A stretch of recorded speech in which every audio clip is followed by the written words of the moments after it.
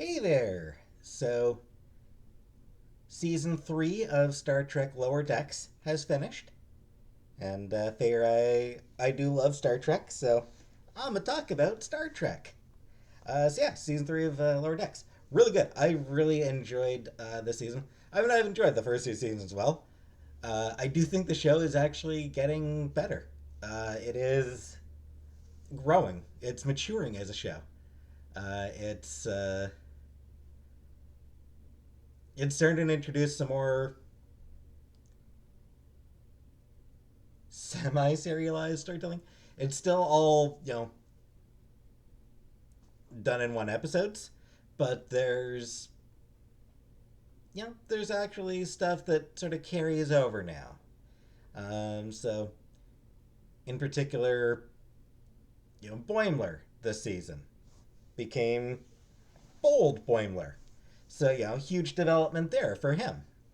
Uh, we saw a little bit more of the relationship between Mariner and Jennifer.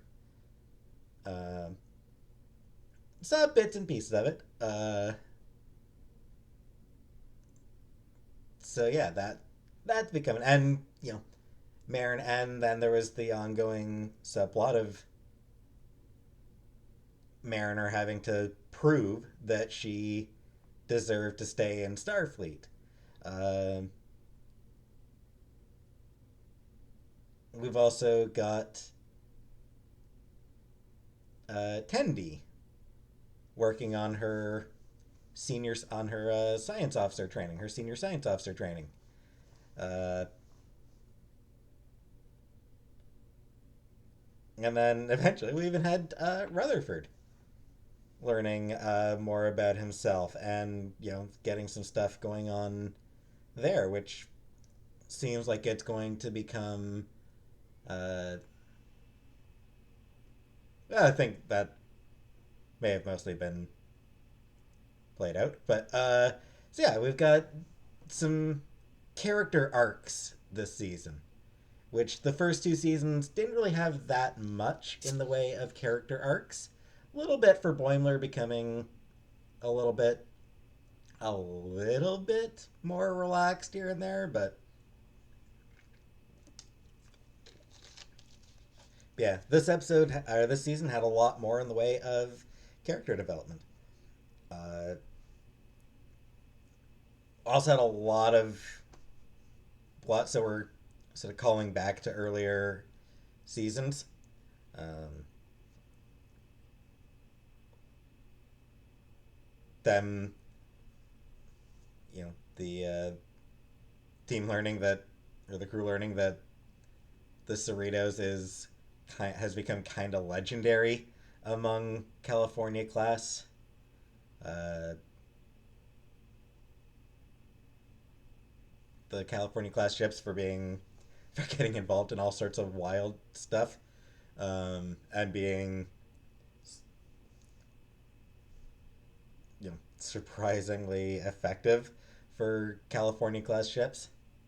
Um, so yeah, we got a little bit of that. Uh, Maybe the most interesting episode was the return of the exocomp Peanut Hamper. That was an interesting episode.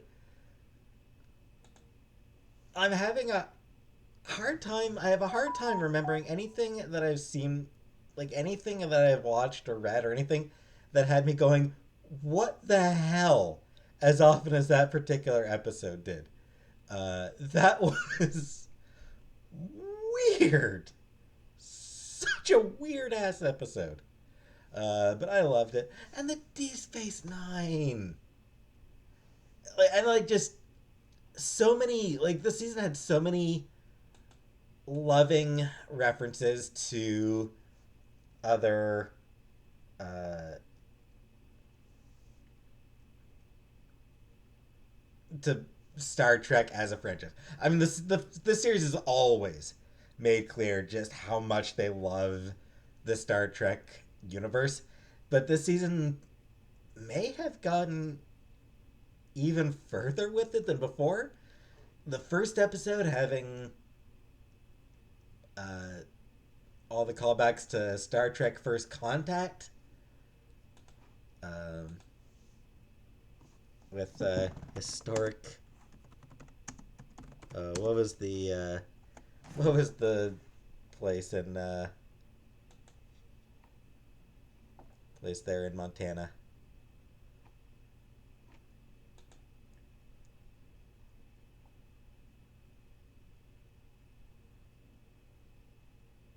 Don't remember.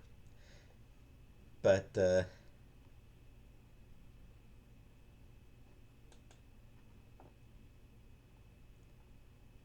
Bozeman, yes, historic Bozeman. That was so much fun, and like they used like bits of the music, bits of the score from First Contact, and they brought back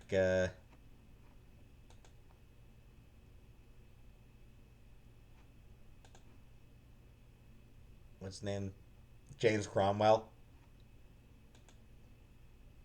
very shortly before his passing. Sadly, uh, I think it was Cromwell himself. They had cameo. Yeah, yeah. I mean, James Cromwell. Like I said, very shortly because I mean he passed just earlier this year. Uh, so yeah, one of his very last roles was a cameo for a Star Trek TV show or a Star Trek cartoon, which I don't know.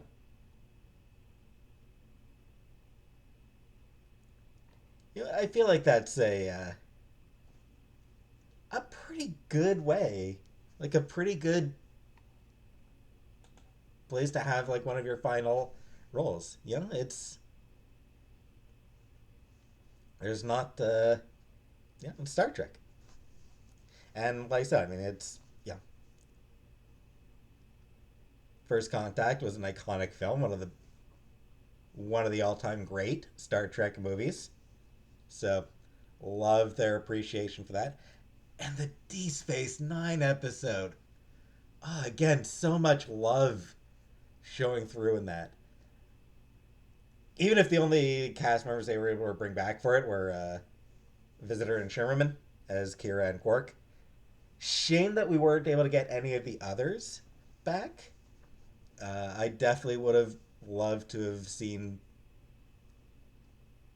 some of the other DS9 cast members show up again. But even so, such that episode is such a loving tribute to such an incredible franchise, just such an incredible series. Just the amount of love they put into it. Um, love the shot of Kira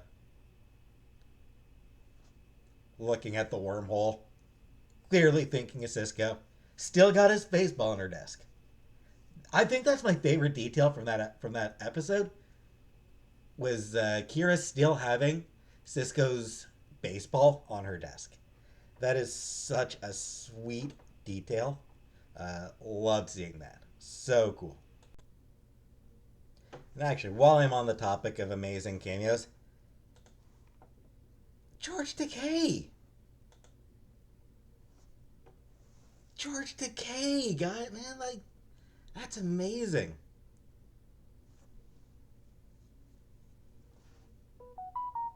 And then there's also J.G. Hertzler voicing Martok again, or at least voicing a deep fake of Martok, I suppose. Technically. But yeah, that was really cool. So yeah, just some incredible guest stars throughout throughout the season. Um, a lot of really good episodes. Um, Crisis Point 2, uh, that episode, really good and kind of, I don't know. I was going to say it kind of reminded me a little bit of early in Star Trek Generations,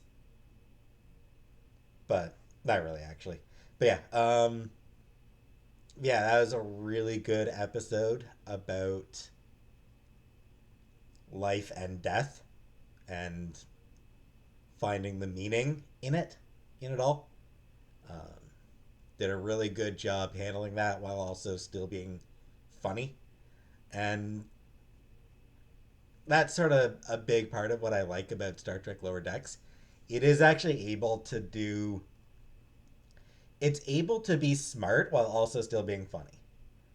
It sort of carries on in the tradition of like Futurama, for that. Um, and then it can do like the final episode that just aired. Got really tense. Got really intense for a while there. Very very heavy stuff. Um, and then went through in one of the funniest moments of the season, right in the midst of all that. And then, one of the coolest moments of the season right after that. So, yeah, I really like this season. I wish it was longer. I wish all these seasons of Star Trek were longer. I miss the days of the 26 episode seasons from the 90s 90s series, Next Generation, Deep Space Nine, Voyager. The new series are all shorter seasons, and as someone who has a deep love for Star Trek, I want more. I want more Star Trek, always. Um, so yeah, great season. Uh, and hey, there's also the return of Star Trek Prodigy. It was also yesterday, and not a new season. It's the second half of the first season that they're getting to. Um, and yeah, solid intro to the beginning of the season, or to the beginning of the second half.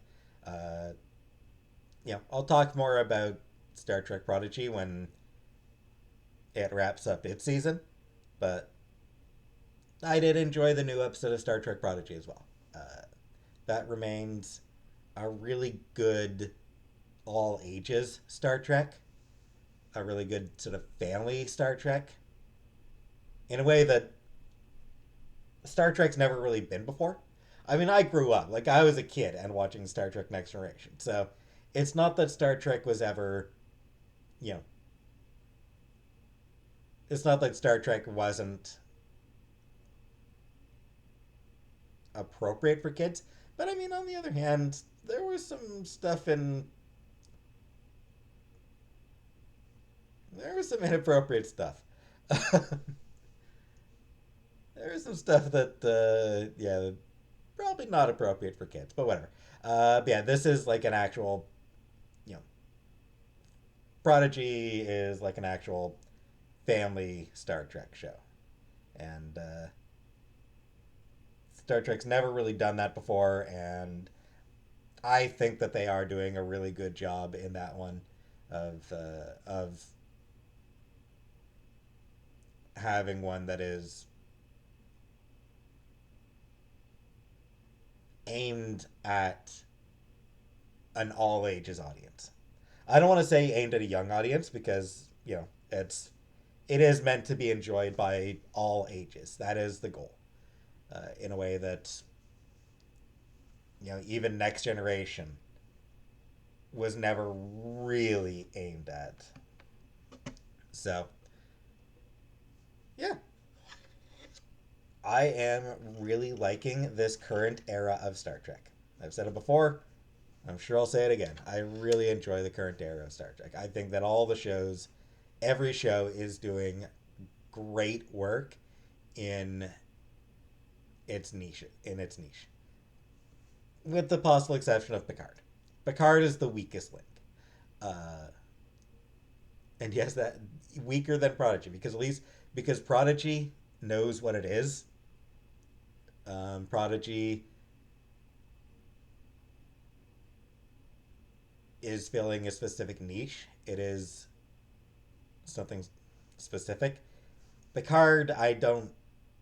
Picard, I never really get the feeling that it knows really what it actually is. It's just Picard is the nostalgia show, and but hey, we'll see what the third season of Picard is like, uh, with almost all of the Next Generation cast returning, without except for Will Wheaton, he's not going to be there. No big loss, but yeah, I do see that this third season of Picard is going to have the return of Moriarty, Professor Moriarty. So that's pretty awesome. But anyway, yeah. So there's my thoughts on Lower Decks season 3. It remains a fantastic series, and I am looking forward very much to season 4 whenever it airs. Is there an air date for that?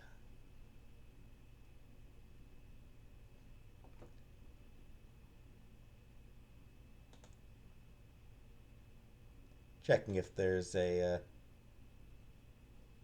So yeah, it doesn't look like there's a release date for season 4 just yet. Wouldn't expect it to. I mean, they only just finished season 3, so yeah, I'm looking forward to season 4. Uh,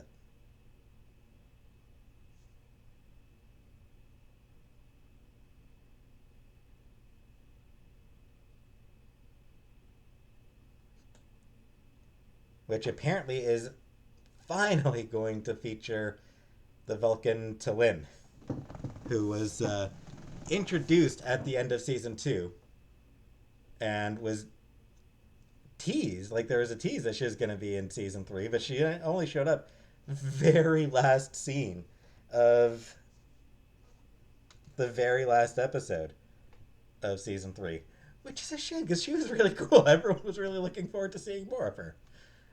So yeah, I'm looking forward to seeing more of her. Yeah, that is all I've got for. That's enough. That's plenty to say about season 3 of Star Trek Lower Decks. And thanks for watching.